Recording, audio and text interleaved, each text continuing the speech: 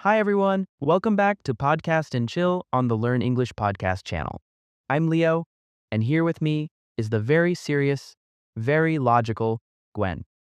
Hello, everyone. Leo, I'm curious. How are you going to try to make me laugh today? Oh, Gwen, it's not about trying, it's about succeeding. Did you hear about the audience response to our last episode? No, but I'm guessing you're going to tell me. Absolutely. When we posted how to become the best version of yourself, the audience loved it. That's great to hear. It shows they care about self improvement. Totally. But here's the thing, Gwen. Do you know what really stops people from becoming their best selves? What is it, Leo? Is this another one of your riddles? No riddles today. It's laziness. Laziness? Yep, it sneaks into everything. Fitness goals, study plans, work projects, you name it. That's true. Laziness is like a wall that stops progress before it even starts. Which is why today's episode is called Stop Being Lazy, You're Wasting a Lot of Time. And don't forget, we have a free PDF to help you work on these tips. Make sure to create a copy so you can edit it for your own goals.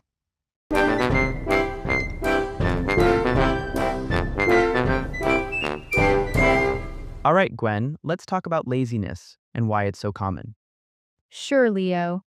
Let's start with the root causes. A lot of people feel lazy because they don't have enough motivation. right? And sometimes it's because they feel overwhelmed by the size of their tasks. Absolutely. Research from Stanford University shows that when tasks feel too big, people are more likely to avoid them altogether. So, breaking big goals into smaller steps can really help. That's true. Let's say you want to learn English. Instead of thinking, I need to be fluent in 6 months, start with, I'll practice speaking for 10 minutes every day. That's such a good point. Another big reason people feel lazy is fear. They're afraid of failing, so they don't even try. That's very common. A study from the University of California found that fear of failure often stops people from starting new projects. That's why it's important to remind yourself that mistakes are part of learning. Exactly. Every mistake you make is a step toward improvement. Let's talk about routines.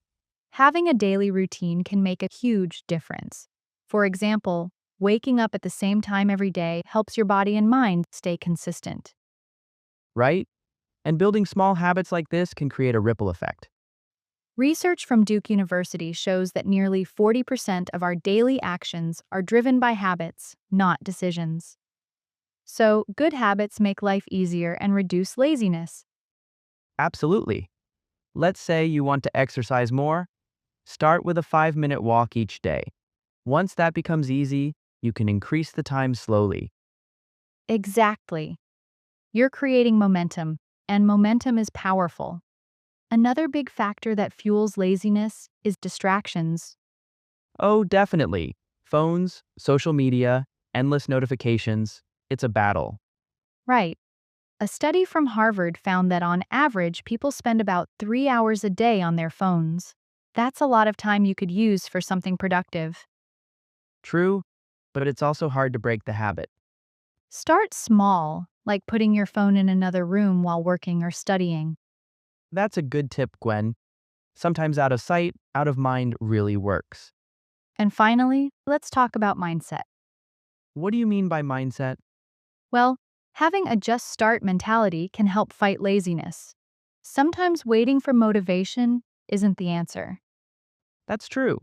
If you just take one small step, the rest often feels easier, And rewarding yourself for progress can keep you going.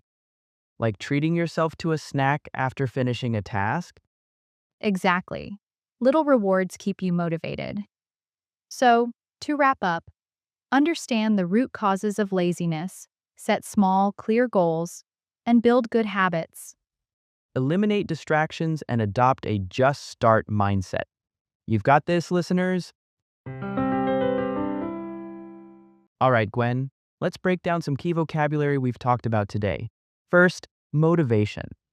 It means the reason or drive to do something. For example, I have the motivation to study. Second, overwhelmed. It describes a feeling of being unable to deal with too much. For instance, I feel overwhelmed by work. Third, schedule. This means a regular way of doing things. It's like, I follow a morning schedule every day. Fourth, distractions. These are things that take your attention away from what you're doing. An example is social media is a big distraction while studying. Finally, failure. It means not succeeding at something. For example, failure is part of learning. Now, let's discuss two questions about our topic.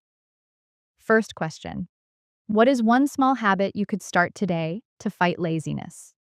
For me, I would say drinking more water regularly. What about you, Leo? I think for me, it would be putting my phone in another room when I need to focus. Second question: how can setting small goals help you feel less overwhelmed? I think it's because small goals feel more manageable and easier to start. Exactly. Breaking tasks into steps really makes a difference. What do you think, listeners?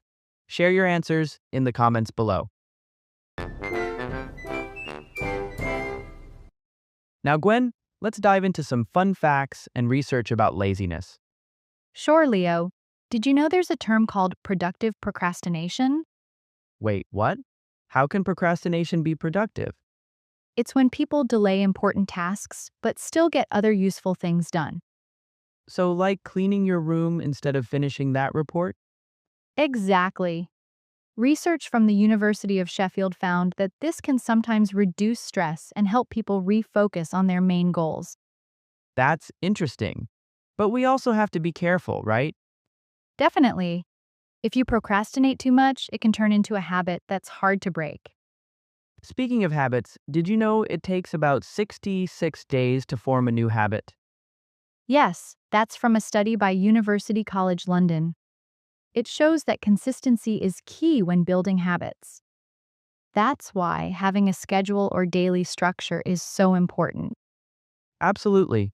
And one more thing, laziness often comes from a lack of purpose in what we do.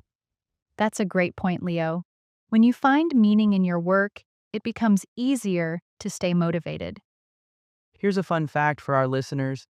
Did you know Albert Einstein was often called lazy as a child? No way. But look how that turned out. Exactly. It's proof that being lazy doesn't define your potential. So, listeners, don't be too hard on yourselves. Find your rhythm and take one step at a time. That reminds me, Gwen, have you heard about the 2-minute rule for beating laziness? Oh, I think I've heard of it.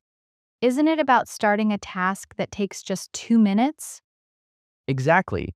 The idea is to make a task so small and simple that you can't say no to it. For example, if you want to start exercising, just commit to putting on your workout shoes. That's clever. Once you start, it's easier to keep going. Right. And it's supported by psychology. When you start small, your brain feels a sense of achievement. That motivates you to do more. Speaking of motivation, there's a fun story about Thomas Edison. Oh, I love Edison stories. What's this one about? When Edison was working on inventing the light bulb, he failed over 1,000 times. Wow, 1,000 times? That's a lot of mistakes. Exactly. But Edison said, I have not failed. I've just found 1,000 ways that won't work.